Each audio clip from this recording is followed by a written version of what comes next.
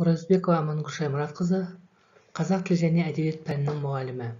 Қарасай ауданы Бекболат ауылы, 1 май орта мектебі. Бүгінгі сабақтың тақырыбы «Жер судың аты, тарихтың хаты».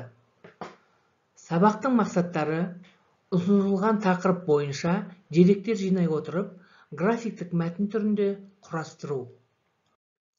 Енді балалар, мына суретке қарап отырсақ, бұл біздің Қазақстанның көлі Алакөл жайлы берілген. Алакөл жайлы біз жалпы не білеміз? Алакөл Қазақстанның көз жауын алатын көлдердің бірі.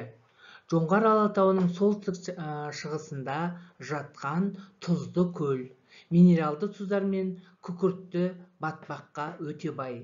Сонымен қатар, сіз көл бойында 35 километр созылып жатқан құстар аралынан фламинго құстары мен басқа да 40 түрлі құстарды көре аласыз. Яғни балалар, Алакөлдің флорасы да, фаунасы да өте бай екен.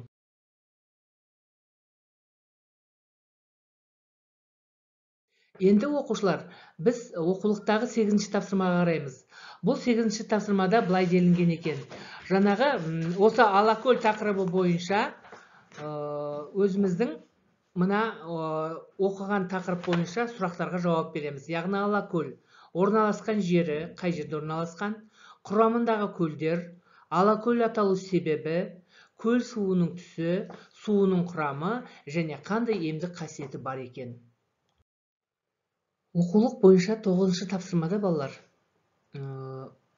Алакөл демалыс орны деген тақырыпта туристерді шақыру мақсатында жарнама жазаймыз. Яғни бұл жарнамада белгісіздік, жалпылау есімдіктерін қолданамыз.